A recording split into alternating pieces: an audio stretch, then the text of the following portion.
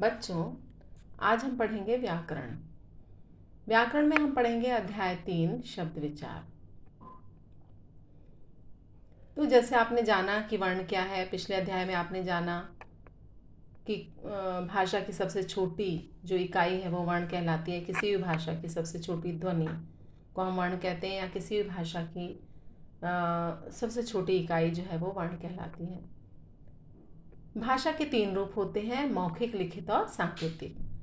तो लिखित भाषा मौखिक भाषा की अनुगामी है, मतलब पहले मौखिक भाषा आई, फिर उसके बाद लिखित भाषा। मौखिक भाषा का निर्माण विभिन्न प्रकार की ध्वनियों से हुआ है। तो लिखित भाषा उन्हीं ध्वनियों के संकेत चिन्हों से बनी है। भाई मौखिक जो मुंह से बोली जाती है भाषा, तो उसका निर्माण तो ध्वनियों से हुआ था, साउंड से हुआ था। लेकिन लिखित भाषा को क्या है कि जब हमने उन ध्वनियों को हमने कोई संकेत चिन्ह दे दिया तो वही क्या हुई, लिखित भाषा हुई। ठीक है ना। तो शब्द क्या है, हम शब्द विचार पढ़ रहे हैं तो हमें सबसे पहले ये जानना होगा कि शब्द क्या है। वर्ण हमने जाना कि किसी भी भाषा की सबसे छोटी इकाई वर्ण है, या किसी भी भाषा की सबसे छोटी ध्वनि वर्ण है। अब उन्हीं ध्वनियों से मिलकर के क्या बनता है, शब्द बनता है। तो ध्वनियों का ऐसा मेल जिसका कोई निश्चित अर्थ होता है शब्द कहलाता है। या वर्णों के सार्थक समूह से शब्द बनता है, या वर्णों के सार्थक समूह को हम शब्द कहते हैं। मतलब शब्द की रचना किससे होती है, वर्णों के मेल से होती है। इतना आप जान लीजिए। अब हम जानेंगे, अब हमने ये जाना कि भाषा के रूप तो हमें पता ही है कि मौखिक, लिखित और सांकेतिक भाषा। वर्ण के बारे में हम जान गए। हमने शब्द के बारे में जाना कि शब्द क्या है, शब्द कैसे बनता है। तो शब्द कैसे बनता है, वर्णों के मेल से शब्द बनता है, और उस शब्द का एक निश्चित अर्थ भी होता है, ये हमने जान लिया। अब हम जानेंगे कि शब्दों का वर्गीकरण जो होता है वो किस प्रकार से किया जाता है। तो शब्दों का वर्गीकरण निम्नलिखित 5 प्रकार से किया जाता है। प्रयोग के आधार पर शब्द भेद, अर्थ के आधार पर शब्द भेद, व्याकरणिक प्रक्रिया के आधार पर शब्द भेद, रचना या बनावट के आधार पर शब्द भेद, और स्रोत यानी उत्पत्ति के आधार पर शब्द के भेद। अब हम जानेंगे कि प्रयोग के आधार पर शब्द के भेद। ठीक है। तो प्रयोग के आधार पर शब्द के भेद 2 होते हैं, सार्थक शब्द और निरर्थक शब्द। ठीक है। अब सार्थक शब्द क्या है, तो नाम से आपको आप समझ जाएंगे। जैसे जब हम कह रहे हैं सार्थक शब्द, कि सार्थक यानी जो अर्थ के साथ है, यानी जिन शब्दों से शब्द का कोई अर्थ निकलता हो, है ना, जिस शब्द का कोई अर्थ निकलता हो वो है सार्थक। जैसे उदाहरण, भवन, जल और घर। निरर्थक नाम से ही प्रतीत हो रहा है, निरर्थक यानी जिसका कोई अर्थ नहीं निकलता। तो जिन शब्दों का या जिन शब्दों से शब्द का कोई अर्थ नहीं निकलता वो निरर्थक होते हैं। जैसे जैसे अपन कहते हैं ना, घर वर, कहाँ जा रहे हो, मैं घर वर जा रहा हूँ, तो घर का अर्थ है लेकिन वर का कोई अर्थ नहीं। हम वर का, हम वैसे अगर अर्थ निकालें तो वर का अर्थ है, दूल्हे को हम वर कहते हैं, लेकिन घर के साथ जब वर शब्द प्रयोग हो जाता है तो वो निरर्थक शब्द होता है।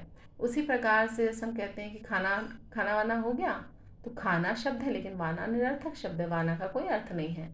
चाय वाय, पानी वानी, तो है ना, चाय तो शब्द का अर्थ है, चाय का अर्थ है, लेकिन वाय का कोई अर्थ नहीं है। पानी का अर्थ है लेकिन वाणी का कोई अर्थ नहीं है। तो पानी तो सार्थक शब्द है लेकिन वाणी निरर्थक शब्द। तो ऐसे इसी प्रकार से जो भाषा में सार्थक और निरर्थक दोनों शब्द होते हैं। ठीक है ना। तो सार्थक शब्द वे शब्द जिनका कि कोई अर्थ होता है, निश्चित अर्थ होता है, वे सार्थक शब्द होते हैं। और लेकिन निरर्थक शब्द वे होते हैं जिन शब्दों का कोई अर्थ नहीं निकलता, वे निरर्थक शब्द होते हैं। अर्थ के आधार पर शब्द के भेद। तो अर्थ के आधार पर शब्द को हमने 4 भागों में बांटा है। जैसे पर्यायवाची शब्द, अनेकार्थी शब्द, एकार्थी शब्द और विपरीतार्थक शब्द। तो अर्थ के आधार पर शब्द को पर्यायवाची, पर्यायवाची किसे कहते हैं कि समान अर्थ देने वाले, इसको समानार्थी भी कहते हैं। पर्यायवाची को हम समानार्थी शब्द भी कहते हैं, कि समान अर्थ बताने वाले शब्द पर्यायवाची कहलाते हैं।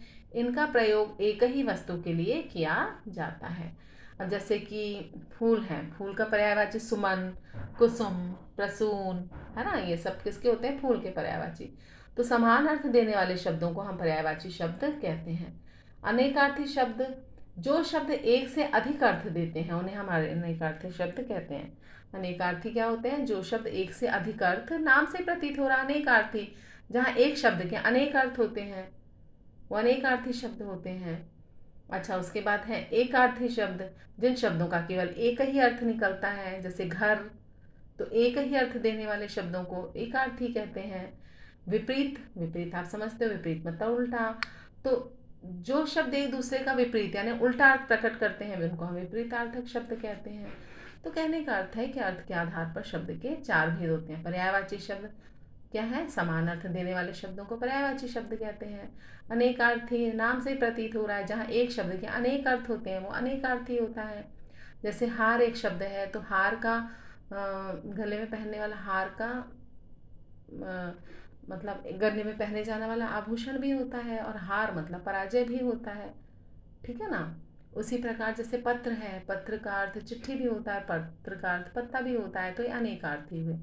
एकार्थी शब्द जहाँ केवल एक ही अर्थ होता है, जैसे घर, तो घर का केवल एक ही अर्थ होगा, है ना? ऐसे एकार्थी शब्द होते हैं। विपरीत अर्थ होते हैं जो कि ऐसे शब्द जो कि विपरीत अर्थ देते हैं, जैसे रात का दिन, घर बाहर, ऊपर नीचे, है ना? तो सुबह शाम, दिन रात, तो ऐसे विपरीत अर्थ देने वाले शब्द। अब उसके बाद है व्याकरणिक प्रक्रिया के आधार पर शब्द के भेद। तो व्याकरणिक प्रक्रिया के आधार पर शब्द के 8 भेद हैं। संज्ञा, सर्वनाम, विशेषण, क्रिया, क्रिया विशेषण, संबंध बोधक, समुच्चय बोधक और विस्मयादि बोधक। तो ये है व्याकरणिक प्रक्रिया, है ना? व्याकरण के आधार पर जो प्रक्रिया से जो शब्द बने हैं वो है, क्या बोलते हैं, व्याकरणिक प्रक्रिया के आधार पर शब्द के जो भेद हैं वो है 8। संज्ञा, सर्वनाम, विशेषण, क्रिया, क्रिया विशेषण, संबंध बोधक, समुच्चय बोधक और विस्मयादि बोधक। ये हम लोग आगे पढ़ेंगे, है ना? आप ये भी आपका पूरा आपको पढ़ने में आएगा, आप इसको आगे पढ़ाएंगे आपको। तो आज हमने जाना कि शब्द क्या है, शब्द किसे कहते हैं, और उनका जो वर्गीकरण है किस आधार पर किया गया है। तो बहुत आसान सा है कि वर्णों के सार्थक मेल को, है ना, हम शब्द कहते हैं। वर्णों का सार्थक मेल शब्द कहलाता है। तो सार्थक इसलिए कहा है क्योंकि उसका कोई ना कोई अर्थ निकलता है। फिर हमने ये जाना कि शब्दों का वर्गीकरण किस प्रकार से किया जाता है। तो शब्दों का वर्गीकरण जो हुआ है वो 5 प्रकार से हुआ है, और वो पढ़ा हमने। और आज मैंने जो आपको मैंने बताया प्रयोग के आधार पर शब्द के भेद, अर्थ के आधार पर शब्द के भेद, और व्याकरणिक प्रक्रिया के आधार पर शब्द भेद। तो ये तो पूरा आपका एक अध्याय ही है ना? अविकारी शब्द जो हम पढ़ेंगे ना, विकारी और अविकारी शब्द, ये हम आगे पढ़ेंगे। तो आपको मतलब अविकारी में हम संज्ञा, सर्वनाम, विशेषण, क्रिया पढ़ते हैं। विकारी, है ना, विकारी में और अविकारी में हम लोग पढ़ते हैं क्रिया विशेषण, संबंध बोधक, समुच्चय बोधक और विस्मयादि बोधक। तो ये हम आगे आने वाले अध्यायों में हम पढ़ेंगे। तो आज के लिए इतना ही काफ़ी। कल इसका आगे का मैं आपको कल आधा अध्याय हम कल देखेंगे, उसके आगे का भाग हम कल देखेंगे। आज के लिए इतना ही काफ़ी। आशा है आपको जो मैंने पढ़ाया वो समझ में आया होगा।